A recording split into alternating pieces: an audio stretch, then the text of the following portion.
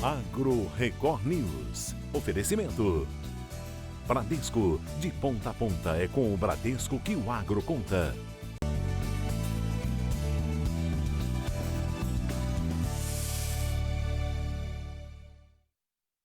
Oi, muito bom dia para você. O Agro Record News está no ar. As lavouras de café sentiram demais os efeitos da estiagem, mas a chuva trouxe um alívio e tanto. A chuva chegou e trouxe esperança para os produtores rurais, principalmente os cafeicultores, que enfrentaram um longo período de estiagem.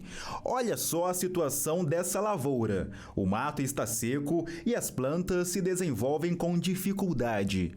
Já nessa foto, os pés de café estão com os galhos desfolhados. Agora perceba a diferença após as chuvas do mês de outubro. O antes e depois, no mesmo local, impressionam.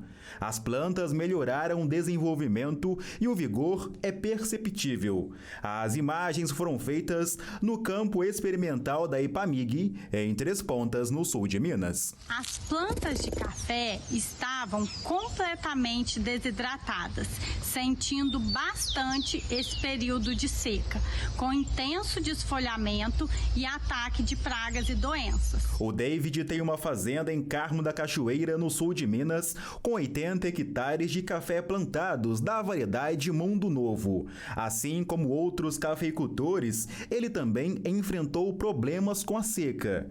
Mas após as chuvas, tudo mudou. Nesse vídeo, o produtor rural mostra com orgulho a lavoura no auge da florada.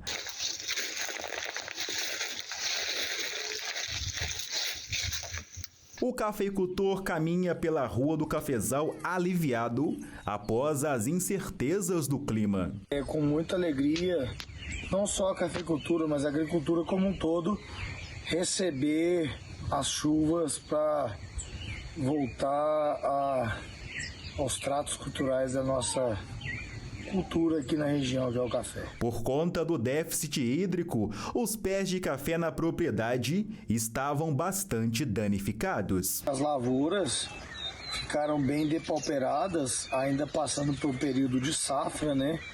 De uma colheita que a gente tinha como um ano bom de safra, né? Então as lavouras, não só pela seca, mas sim pela produtividade, também sentiu bastante.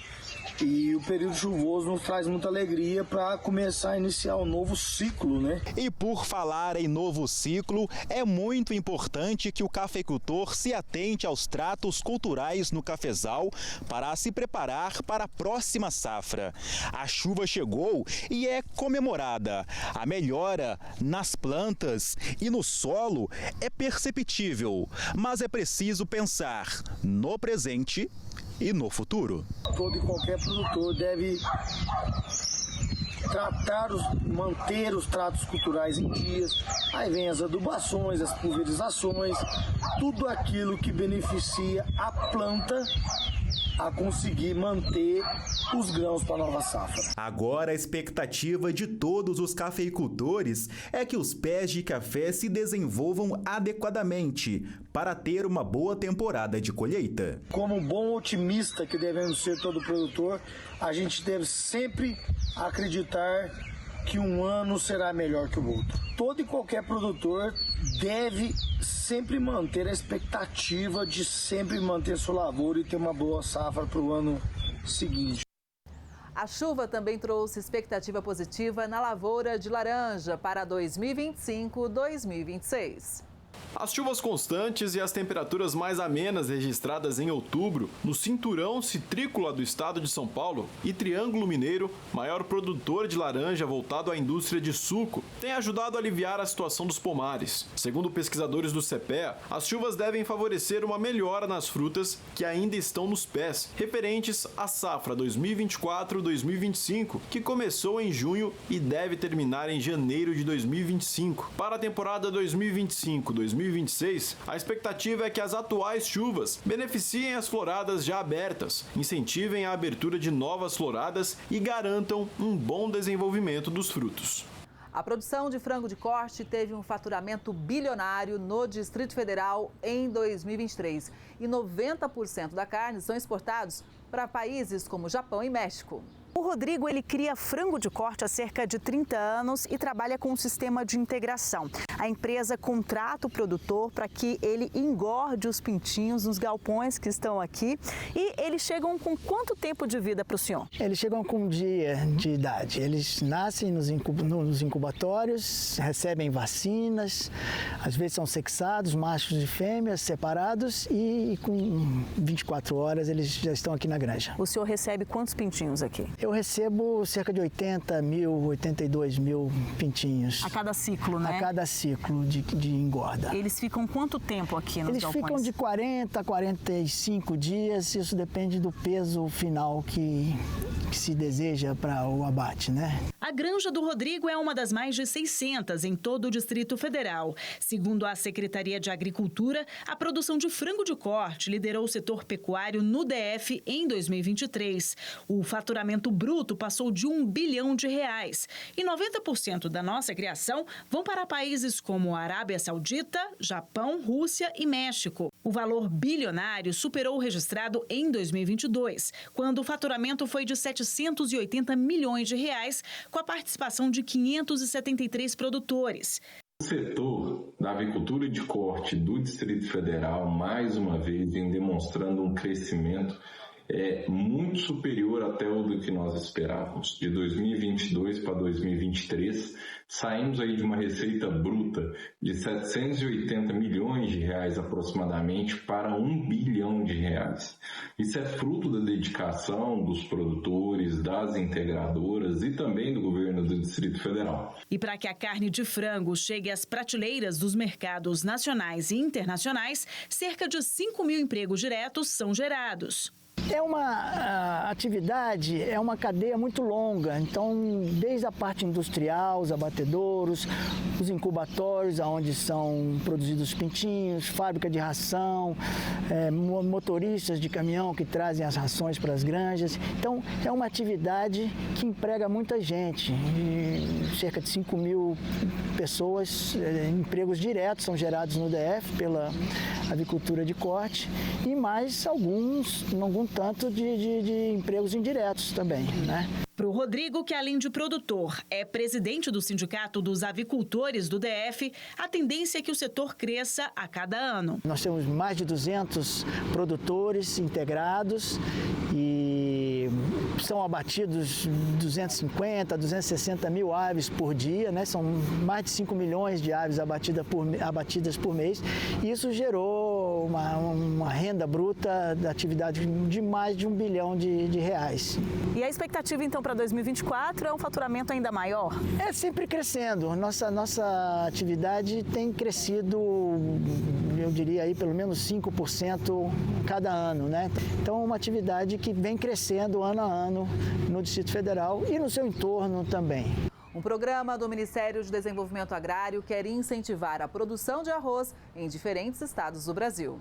As fortes chuvas que atingiram o Rio Grande do Sul colocaram em risco o abastecimento de arroz no Brasil, já que o estado é responsável pela produção de 70% do que é consumido no país. Pensando em não ficar na dependência de uma única região para o abastecimento de um produto, principalmente num contexto de crise climática, o Ministério do Desenvolvimento Agrário lançou o Arroz da Gente. A CONAB, que é a Companhia Nacional de Abastecimento, ela tem essa modalidade chamada contratos de opção. O que nós vamos fazer é lançar esses contratos de opção agora, na época do plantio, estimulando que o agricultor e agricultora, o produtor rural, escolham produzir arroz. Esses contratos eles são feitos de forma antecipada. E o agricultor, na hora da colheita, ele pode escolher, por isso que chama contrato de opção. Se ele vai vender para o Estado, ou seja, se ele vai vender para a Conab, ou se ele vai vender para o mercado, e ele vai fazer isso a partir da análise do preço. O objetivo é estimular a produção com a garantia da venda e formar um estoque do grão. Serão investidos mais de 990 milhões de reais para a aquisição de até 500 mil toneladas de arroz. A medida vale para todo o país, incluindo o Rio Grande do Sul. Outras iniciativas fazem parte do programa, como crédito para a produção do cereal com taxas de juros diferenciadas, assistência técnica, incentivo para a cooperativa e assistência para a produção agroecológica. O abastecimento de um único estado, esses contratos vão estimular que não só o Rio Grande do Sul siga produzindo arroz, os agricultores sigam incentivados a se manter na agricultura, produzindo esse alimento tão fundamental para a nossa alimentação brasileira, mas também que outros estados, produtores de outras regiões, se encorajem para produzir arroz e assim a gente aumente a área agricultável destinada para a produção do arroz e também as toneladas que vão ser disponibilizadas no mercado interno. Os contratos de opção já devem ser feitos para essa safra e grande parte é destinada à agricultura familiar. Já que os contratos já vão ser firmados agora, para que dessa forma, já em 2025, a gente sinta o efeito do aumento da produção, do aumento da oferta, da estabilização dos preços para o consumidor. Dessa vez, pela primeira vez na história, uma parte significativa dos contratos de opção vão ser exclusivos para a agricultura familiar. A gente vai ter lotes destinados para agricultores familiares que já estão convidados a participar desse processo. Os contratos de opção, eles devem ser lançados nos próximos 10 dias, por meio do site da Conab. Todos serão comunicados e serão convidados a participar. O Ministério, que representa cerca de 3 milhões e 900 mil estabelecimentos rurais no país, de agricultura familiar com produção em pequena e média escala, espera, com as medidas, ter um acréscimo de 12% da produção de arroz já na próxima safra, que tem uma projeção, de acordo com a Conab, de 12 milhões e 100 mil toneladas do grão.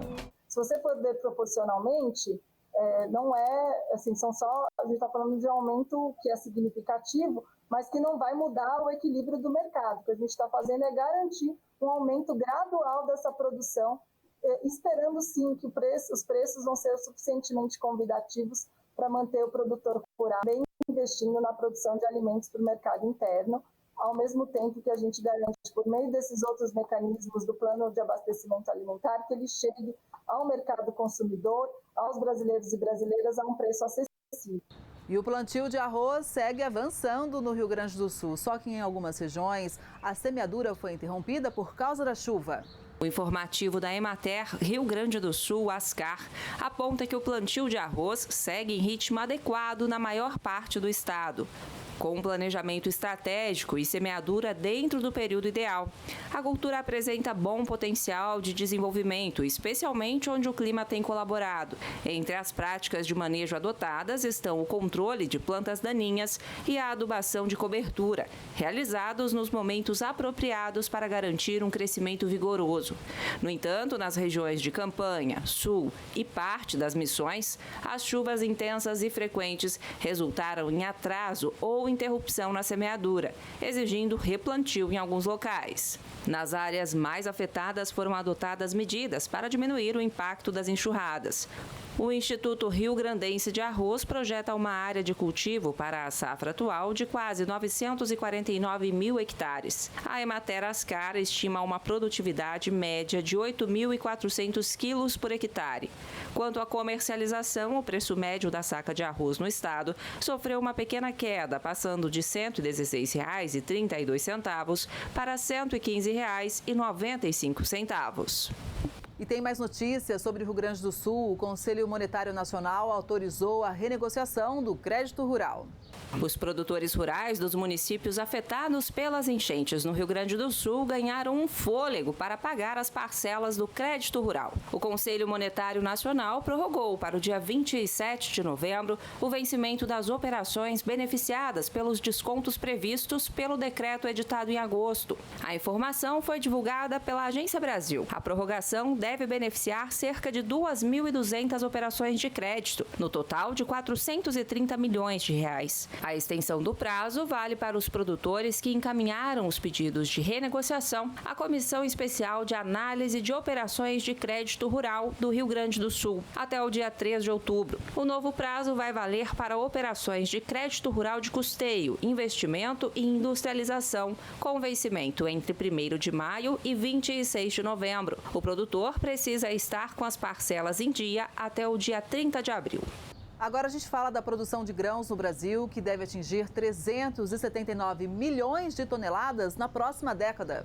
Nos próximos 10 anos, a produtividade do agro brasileiro vai ter um crescimento importante. Isso porque a área plantada no país aumentará 15,5%, atingindo 92 milhões e 200 mil hectares, enquanto a produção de grãos vai aumentar 27%, alcançando 379 milhões de toneladas. Os dados são do estudo Projeções do Agronegócio Brasil 2023-2024 a 2033-2034, realizado pela Secretaria de Política Agrícola do Ministério da Agricultura e Pecuária, com apoio da Embrapa. Depois dos grãos, a projeção de maior crescimento é das carnes bovina, suína e avícola, que devem crescer 22%.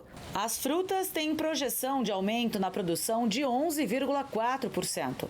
Passando de quase 13 milhões de toneladas para 14 milhões e 448 mil toneladas, com destaque para banana, maçã, mamão, manga, melão e uva.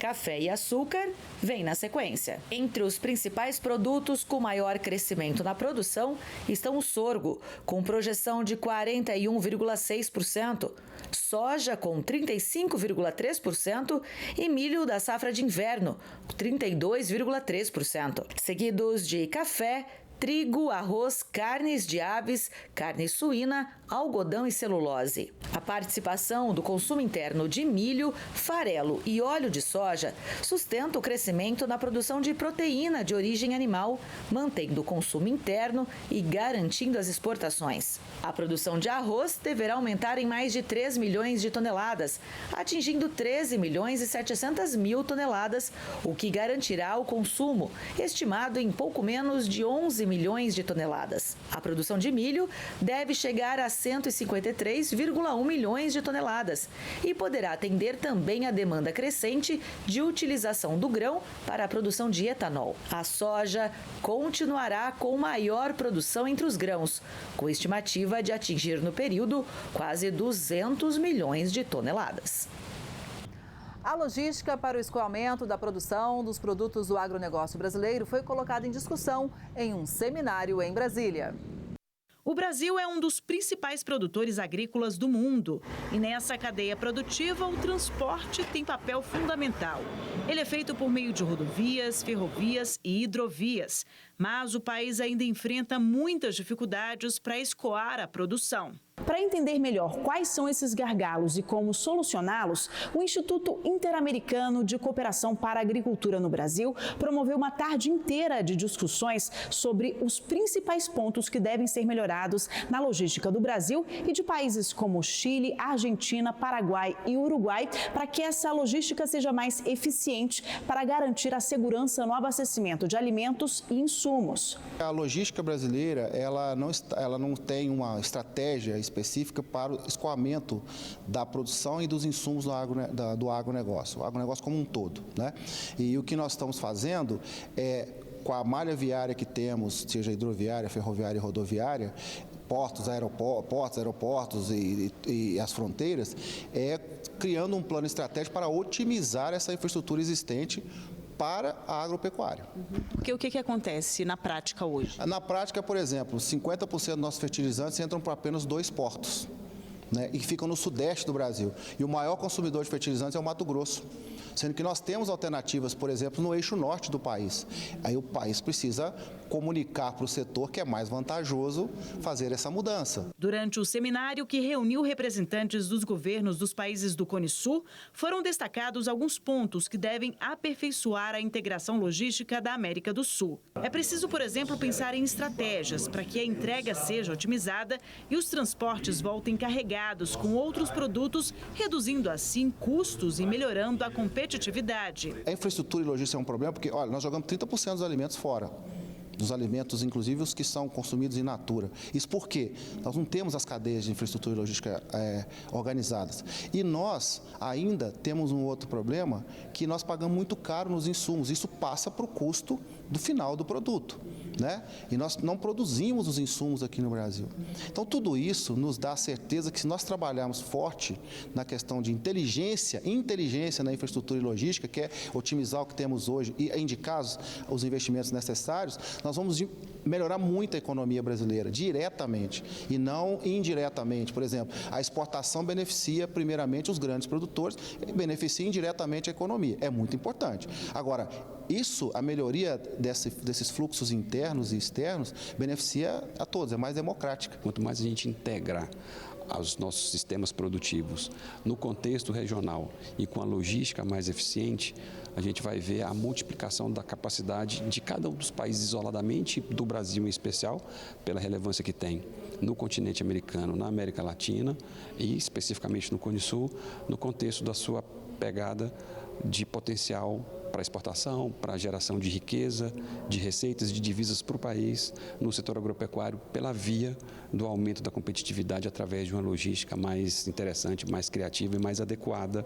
às questões regionais da América Latina em especial. Por isso é importante conhecer o cenário e os desafios em cada país para que soluções conjuntas sejam propostas. O seminário tem por objetivo mostrar a potencialidade e as oportunidades que nós temos a nível regional para nós potencializar onde nós temos que cooperar e concorrer onde temos que concorrer, mas acho que temos muita coisa para cooperar e este tipo de investimentos, de ideias para optimizar nosso sistema logístico regional faz muito sentido para ter uma carteira de projetos com bons retornos econômicos e também sociais. Uma coisa que todos os países da América, principalmente da América do Sul, temos que encontrar a forma de ter uma logística diferente, mais eficaz, mais eficiente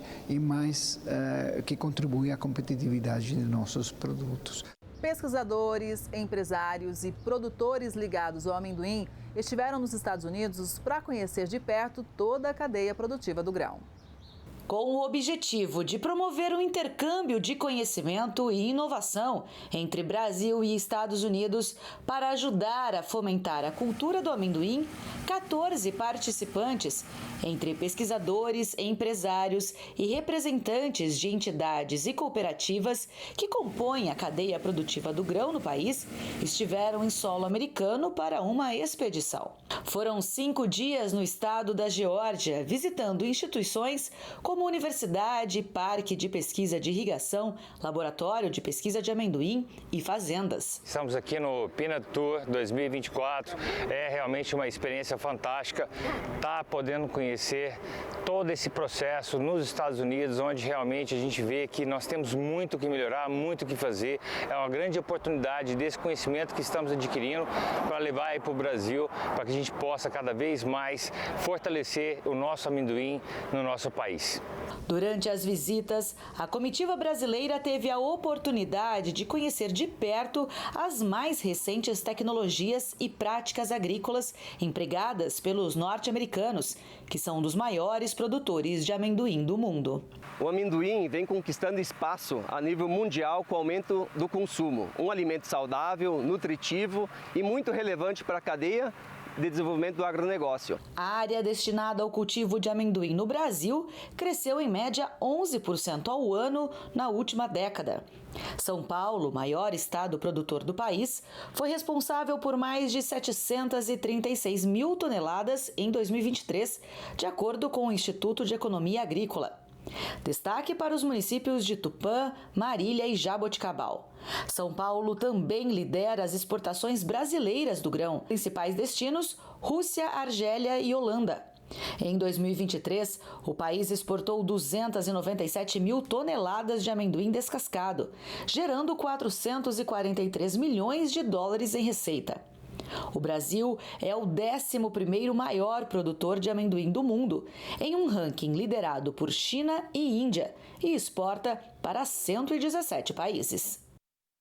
E empresários brasileiros também foram para o Japão, só que dessa vez para apresentar os cafés especiais aqui do nosso país. E essa participação rendeu quase 50 milhões de dólares em exportação. No principal evento de cafés especiais da Ásia, realizado em outubro em Tóquio, empresários brasileiros do setor realizaram quase 2.000 contatos comerciais, sendo mais de 1.000 novos. Isso rendeu a concretização de milhares de dólares em negócios no local e a projeção de muito mais nos próximos 12 meses. Em exportação, a projeção é de 48 milhões e 400 mil dólares. Mais de 40 empresários apresentaram seus produtos para 70 compradores internacionais presentes na rodada de negócios. Os compradores japoneses puderem continuar comprando os cafés especiais brasileiros que já descobrem valor, que já reconhecem o valor desses cafés há cerca de 25 anos, mas também redescobrir a nova geração de cafés especiais brasileiros. A ação faz parte do projeto Brasil The Coffee Nation, realizado pela Associação Brasileira de Cafés Especiais, a BSCA, em parceria com a Agência Brasileira de Promoção de Exportações e Investimentos, a Apex Brasil.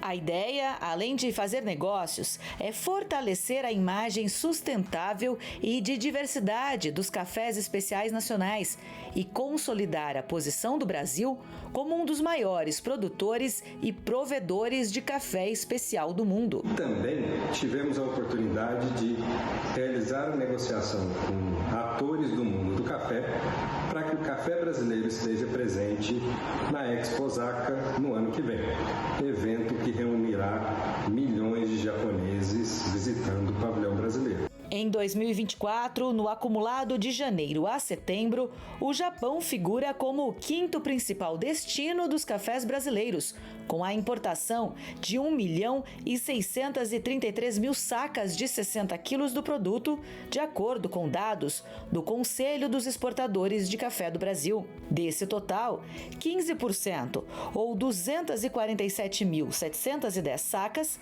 são referentes a cafés diferenciados. O Brasil vai ganhar uma nova fábrica de fertilizantes. A unidade faz parte do plano estratégico da Petrobras. Atualmente, mais de 80% dos fertilizantes que o Brasil consome vem de outros países. Pensando em diminuir essa dependência, a Petrobras aprovou a continuidade da implantação da unidade de fertilizantes nitrogenados, localizada em Três Lagoas, no Mato Grosso do Sul. A unidade estava parada desde 2015. Agora, a estatal dará início aos processos para a contratação e retomada das obras. O investimento estimado para a conclusão da unidade é de 3,5 bilhões de reais, com previsão de início das operações em 2028. A unidade fica próxima aos principais mercados consumidores e atenderá principalmente Mato Grosso do Sul, Goiás, Paraná e São Paulo. O projeto prevê a produção anual de 1.200.000 toneladas de ureia e 70.000 toneladas de amônia. A amônia é uma matéria-prima para a produção de fertilizantes e petroquímicos, além de outros produtos agropecuários. E a ureia é o fertilizante nitrogenado mais utilizado no Brasil, cuja demanda nacional é estimada em cerca de 7 milhões de toneladas para 2024. O Ministério da Agricultura fez em outubro 4 operações para fiscalizar o uso e a produção de agrotóxicos e apreendeu mais de 370 toneladas de produtos. As operações foram conjuntas com a Polícia Federal, Receita Federal e IBAMA. O grupo fiscalizou a fabricação de agrotóxicos produzidos com matérias-primas proibidas no Brasil, o controle de qualidade dos agrotóxicos importados, o contrabando de agrotóxicos e o uso de fertilizantes batizados com agrotóxico. Neste caso, a investigação começou com o MAPA e a Receita Federal de Viracopos e foi deflagrada com a Polícia Federal de Campinas, no interior de São Paulo. A ação das forças-tarefas resultou na apreensão de 371 toneladas de produtos proibidos ou irregulares no Brasil e gerou um total de multas no valor de R$ 9.400.000. As empresas ainda vão responder processos judiciais pelos crimes cometidos. A chuva tão aguardada por muitos agricultores pode trazer prejuízo para os produtores de hortaliças. Eu tenho certeza que o desejo de todo mundo é chegar no hortifruti, na feira e encontrar vegetais assim, viçosos, bonitos e com coloração vibrante. Mas o que para muita gente, as nuvens escuras com promessa de muita chuva, são motivo de comemoração. Nas hortas, a realidade não é bem essa. A época chuvosa, o excesso de umidade no caso, o excesso de chuva, traz sim danos para diversas culturas, principalmente folhosas e horticultura. Porque o excesso de umidade traz patógenos para a área, onde traz contaminação para as plantas e aí pode estar causando doenças, principalmente fungos e bactérias. Além disso, os temporais afetam a logística por conta das dificuldades de acesso em estradas rurais, em casos de hortas que ficam mais longe dos centros urbanos. A soma desses fatores constitui-se em um prejuízo de até 30% da produção para alguns agricultores. Esse momento é um momento muito prejudicial para a produção desses produtos, impactando diretamente o preço deles no momento de comercialização. Olha, cuidar de hortaliças durante o período chuvoso exige alguns esforços. Já que a chuva vem em quantidade maior, o solo fica mais úmido, mais encharcado e isso em canteiros sem proteção acontece essa situação aqui, ó. Por exemplo, a planta encosta diretamente na terra muito úmida, a terra está bem molhada e acaba apodrecendo as folhagens, nesse caso aqui. E, Manuel, qual que é a dica aí, então, para evitar esse tipo de situação? A primeira delas, espaçamento de plantas, vai melhorar a oxigenação, a circulação de ar entre as plantas e assim vai diminuir a chance disso acontecer. E outra dica é a utilização de plástico mulch, que é uma tecnologia que lançaram e está auxiliando muito nós produtores rurais. Ajuda muito a proteger as plantas e também ajuda muito a segurar as ervas daninhas que nascem entre elas para competir com luz e alimentação. Isso melhora muito a drenagem do solo, porque a água ela não vai bater, não vai descer toda para dentro do solo, ela vai escorrer para as laterais. E também melhora na condição da planta, onde ela consegue absorver melhor os nutrientes, porque não vai ter disputa com outras plantas e assim a gente consegue ter uma produtividade melhor. O tamanho do canteiro e, vamos dizer assim, a altura, tem alguma altura recomendada? A dica que eu dou é fazer o canteiro o mais alto possível. Eleva o canteiro o mais alto possível, deixa a terra o mais fofa, porque isso vai diminuir o excesso de água. A água vai infiltrar melhor no solo e não vai estar deixando o solo encharcado. Aqui na horta, o Manuel faz o possível para evitar prejuízo. Ele aposta em algumas culturas que dão melhor resultado em cultivo, como por exemplo o jiló. A planta é mais resistente a chuvas e está com bom preço de mercado. E tem também outras curiosidades que variam de cultura para cultura. Muitas pessoas falam que as hortaliças não gostam de água na folha, eu acho pelo contrário. As hortaliças folhosas, principalmente, elas gostam sim de água na folha, mas não com excesso. Elas gostam sim de ser refrescadas durante o dia, nos períodos mais quentes do dia, mas já é uma cultura totalmente diferente do tomate ou de outras culturas, por exemplo. O tomate já é uma solenácea, já é uma cultura que não gosta de água na folha, já é muito suscetível a fungos e bactérias, por isso o sistema que a gente utiliza no tomate é totalmente diferente das folhosas. Mas uma coisa é certa, produzir em período chuvoso exige mais do horticultor. Por isso, muitas hortaliças tendem a ter um valor mais elevado de mercado, já que não é nada fácil cultivar nesse período, com pancadas de chuva e ventos fortes. O ciclo de produção de folhosas é mais curto, né? Então, logo que começa as chuvas, a redução ela já vai se percebendo nos próximos dias, visto que o ciclo é mais rápido dessas culturas. Algumas outras, como tomate, por exemplo, pode demorar mais, mas as folhosas, principalmente alface, couve, que são de ciclo mais rápido, a gente consegue sentir de forma mais rápida. A Conab confirmou investimento para a compra de trigo. Confira agora.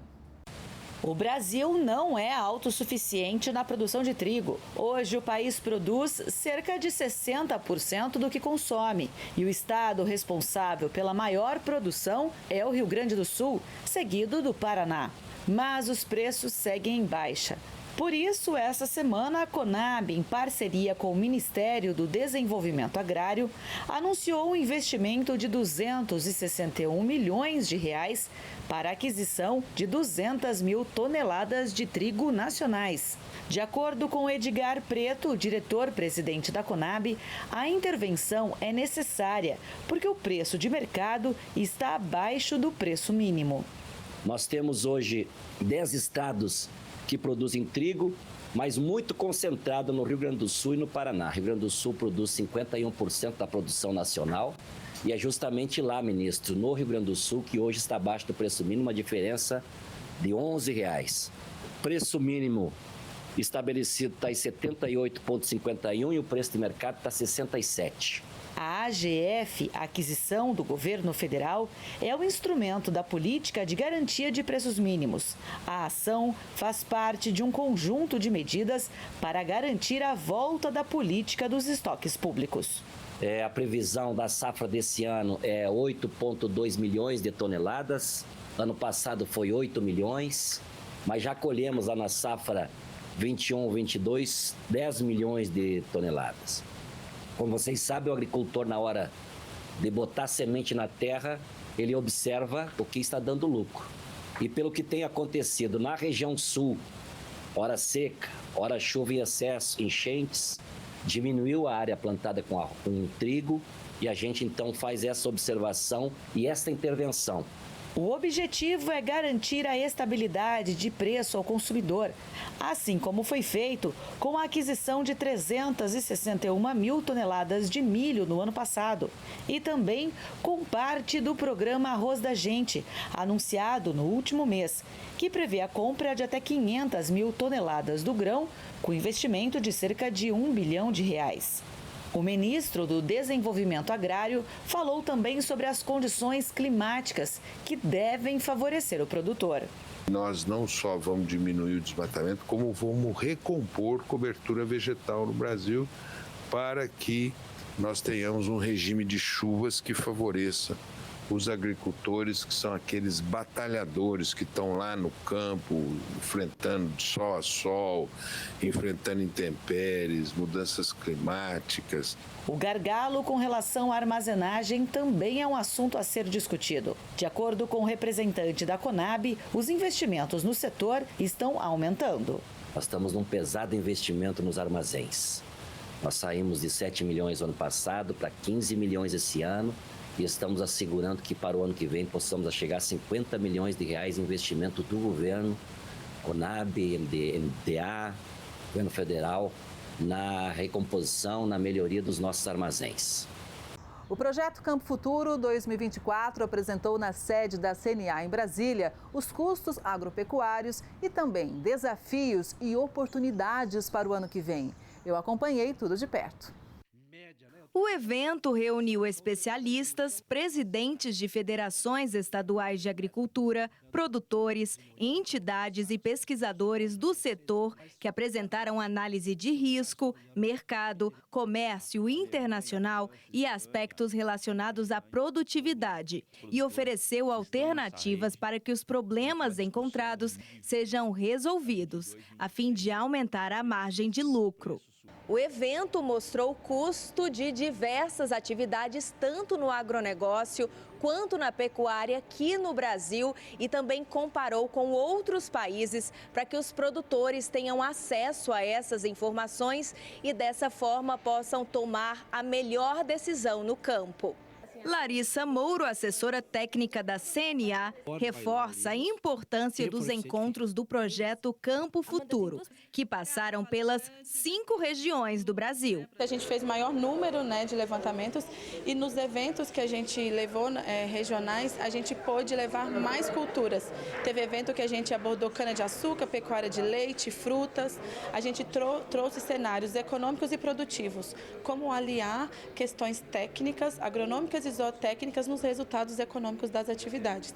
Então a gente tentou aproximar, nada mais do que fundamental, a parte técnica com a parte econômica, para o produtor ter uma melhor visibilidade de como está o cenário da produção dele. Tiago Bernardino, coordenador de pecuária do Centro de Estudos Avançados em Economia Aplicada, explicou que o Brasil, que é referência em corte e leite, tem um cenário favorável. Dados de campo aqui no Brasil levantados pelo CPE e CNA mostram que o Brasil tem uma competitividade bem interessante nos 2 mercados.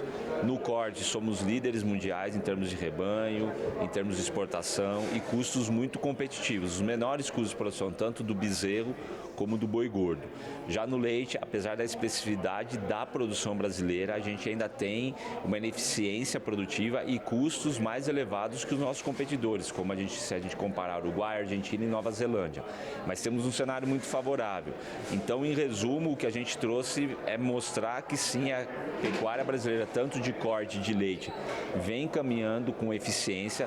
Precisamos ajustar pontos dentro do setor produtivo, como fora da porteira, mas o cenário global se torna muito dependente do Brasil. Então, isso estimula a nossa produção. A gente precisa buscar mais políticas públicas, tanto para os 2 setores, para corte e para leite, mas o cenário se desenha bem favorável para as cadeias nos próximos anos. Também foram lembrados os desafios climáticos que impactaram a produtividade da safra de grãos de 2023 e 2024.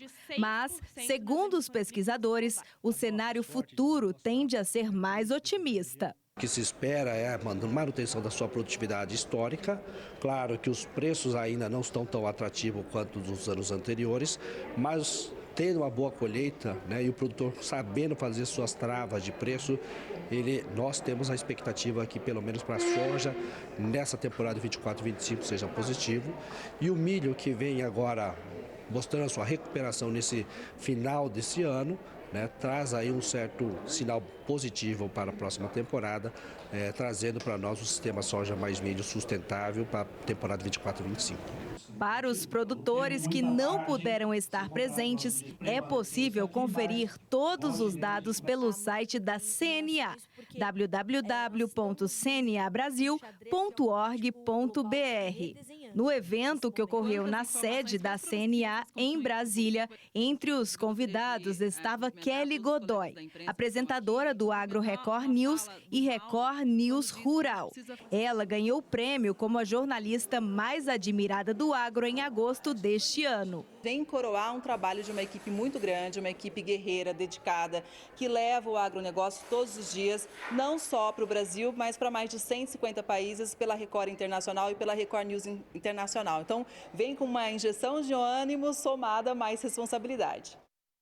O atraso para o plantio da soja agora acelera o trabalho para os produtores rurais em Rio Verde, Goiás. Por aqui, o trabalho não para. Há uma semana, as plantadeiras voltaram a operar nas fazendas de Rio Verde, município goiano que é o 5º maior produtor agrícola do Brasil. O plantio da próxima safra de soja começou oficialmente depois que as chuvas voltaram a cair no interior do Brasil. E o calendário está atrasado. Se você atrasar muito, a sua produtividade cai. Com produtividade ruim, você não tem resultado financeiro. O ciclo da soja ele é aproximadamente de 120 dias. Já deveria ter sido plantado. Aqui, nesta propriedade, cerca de 50% da terra já foi cultivada. Em anos anteriores, o expediente de trabalho acabaria no pôr do sol. Só que o atraso das chuvas fez com que os produtores rurais precisassem correr contra o tempo para garantir que o plantio seja finalizado até o início de novembro. Por isso, o trabalho que começa antes do sol nascer só para por volta de 10 horas da noite. Vai ter um custo a mais para a nossa operação, mas é a única solução viável que a gente achou para tentar a conseguir cumprir a janela de plantio. No escuro quase absoluto, as máquinas cultivam a terra. Os tratores com GPS, com muita iluminação, piloto automático, sensores monitorando tudo, então se torna fácil e seguro fazer a operação à noite. De acordo com a Companhia Nacional de Abastecimento, a Conab, a próxima safra de grãos deve ser mais de 8% maior que a anterior. Agora é torcer para chover mais e com regularidade. Minha preocupação é que não venha todo de uma vez só e não venha no carnaval, né? Que é justamente a época que chove e a gente sabe que tem que colher. Um campo de girassol começou a florir e adivinha, ele tem atraído muitos turistas e moradores. Todos querem fazer um registro. É impossível passar por Pedras Grandes e não se deparar com a beleza desse cenário bem na entrada da cidade, na SC 390. Esta é a Casa dos Arcos, uma construção histórica do município e que agora conta com uma paisagem de encher os olhos. Os girassóis plantados aqui começaram a florir novamente. Uma grande ideia é utilizar aqui o Parque Casa dos Arcos, né, para então implantar essa roça aqui de girassol que tem chamado muita atenção e realmente atraído muita gente. As sementes de girassóis foram plantadas há mais ou menos 1 mês e meio e já estão dando um colorido diferente, mais bonito neste espaço. As plantas vão florir por mais ou menos 1 mês, ou seja, ainda dá tempo para você vir, tirar uma foto ou simplesmente admirar a beleza desse lugar. Foi o que fez essa família de Palhoça. O pessoal aproveitou que estava passando um dia de folga no sul do estado e fez questão de dar uma passadinha no campo de girassóis. Então a gente estava programando um passeio para a região, né? Então a gente, como veio passar uns dias aqui no hotel, daí resolvemos dar uma visitada aqui realmente muito bacana. Além do campo de girassóis, o Parque Casa dos Arcos em Pedras Grandes tem atraído os turistas por causa de outros atrativos, como o domo geodésico, réplica em tamanho real do 14 bis, e uma pirâmide com ferragens da Ponte Hercílio Luz. Olha, a gente que está desenvolvendo uma série de obras que objetiva alavancar esse setor importante da nossa economia, que é o turismo, ele tem contribuído bastante. O queijo mineiro é bom demais, né? Só que o queijo paulista também tem conquistado muito mercado com inovação e produtos diferentes. 17 queijarias pelo estado de São Paulo. Com mais de 100 variedades de queijos de diferentes matérias-primas. O interior de São Paulo, como é que é? Tá aí? O interior de São Paulo tá bombando, né? A gente não perde a tradição, porque você não perde uma coisa que você nunca teve, né? Na verdade, a gente não é obrigado a seguir tradição nenhuma, né? E a gente ganha em liberdade para inovar e criar aquilo que a gente quiser. É isso que a ex-professora universitária da capital faz na pequena Joanópolis com suas 120 cabras, bichinhos mansos e curiosos. Todas elas vêm aqui ver o que está acontecendo, conhecer o visitante. Os queijos são premiadíssimos e bem diferentes. Esse aqui, com uma camada de pimenta e formato inconfundível, chama-se Coração em Brasa. Também o cacauzinho. Sim, a matéria-prima do chocolate pode ser adicionada ao queijo. E acredite, fica muito bom. Não tem queijo ruim aqui não. O gestor ambiental Ricardo foi outro que abandonou a metrópole para produzir queijo na roça. O leite vem das 900 ovelhas que ele cria em um sítio em Porto Feliz. Muito bacana trabalhar com comida, alimentar as pessoas, fazer tudo o mais natural possível, sem conservante, trabalhar com o mínimo de impacto, saber efetivamente o que você está consumindo, né? Como você está manejando esses animais, é uma satisfação muito grande, assim. Fica de 8 a 10 dias de maturação. A queijaria também fica no sítio. Entre queijos e outros derivados de leite de ovelha, são 19 produtos. Alguns demoram 1 ano para ficarem prontos. É um desafio muito grande, dinheiro parado na prateleira, não tem como. Mas ao mesmo tempo, em momentos de baixa de mercado, é a nossa possibilidade de não perder leite. Então a gente matura até como forma de estoque, então a gente vai regulando assim. Em Cabreúva, o leite usado é de vaca mesmo, mas a produção tem muitos diferenciais. Um dos segredos dessa queijaria está embaixo da terra. Olha só, aqui nesse barranco, eles construíram uma espécie de caverna, que é onde funciona a câmara de maturação, o lugar de descanso dos queijos. Acho que caverna deve ser uma das técnicas mais ancestrais que a gente tem de isolamento térmico, né? Aqui a gente tem 1,5 metro de terra, né? Então tem a laje, 1,5 metro de terra que está isolando a gente, né? Então não está batendo sol direto na laje. E na terra plantado tem árvores no nosso entorno e aqui em cima, né, como a gente tampou a caverna, né, com a terra, quando faz 35 graus, os 35 graus não estão aqui, né, a terra segura essa temperatura, então é um ambiente naturalmente mais fresco. A gente ainda tem um sistema de refrigeração, mas ele vai passar talvez de 22 graus para 15 graus e não de 35 para 15 graus. O carro-chefe da marca é esse queijão aí, ó, o Sol. Em uma peça vão 100 litros de leite. No processo de prensagem, a massa é envolta em um pano, o que deixa a casca com essa textura diferente. A gente vê aqui a trama do tecido, né? Vê alguns vincos, né? Então é onde o tecido estava dobrado. E isso, né, deixa uma casca linda e também é importante para o queijo em si. Por quê? Porque a gente consegue aumentar a superfície de contato da casca e ela consegue secar melhor, formar uma casca melhor. Érico se preparou trabalhando em queijarias na Alemanha e na Suíça. O estudo do queijo é um ponto em comum entre esses produtores. O que difere são os motivos que levam pessoas como os comerciantes Luzita e Ayrton a trocarem as grandes cidades pelo trabalho no campo. Tudo começou como um hobby há 13 anos, quando o casal comprou essas terras e uma vaca, a Bolinha. Com o leite que a Bolinha produzia, a Luzita decidiu que queria aprender a fazer um queijo. E saiu esse tipo aqui, o Javier. O nome é uma homenagem ao tio de Luzita, Javier, que mora na Espanha. Foi visitar minha família na Espanha. E eu falei pro meu tio, agora eu tenho uma vaquinha. Bem que eu podia aprender a fazer esse queijinho, né? E aí, no outro dia, a gente foi lá na casa de uma outra tia e eu presenciei lá ela fazendo queijo, como que fazia.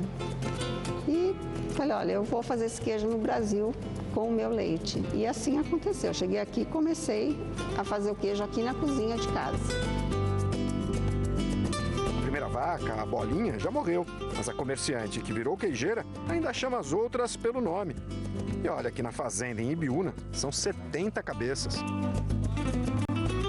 Uma aqui é a Cláudia, 125. Ah, essa é a Cláudia? É a 125. Outro detalhe muito importante que une os produtores do caminho do queijo artesanal é o amor pelo que fazem. Ailton e Luzita dizem que tem uma família grande. 2 filhos, 4 netos e 13 queijos. Família. E não vai parar por aí, né? Já está nos planos, já tem projetos.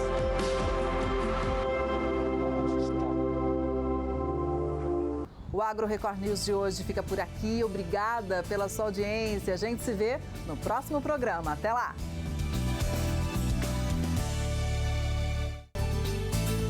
Agro Record News. Oferecimento. Bradesco, de ponta a ponta é com o Bradesco que o agro conta.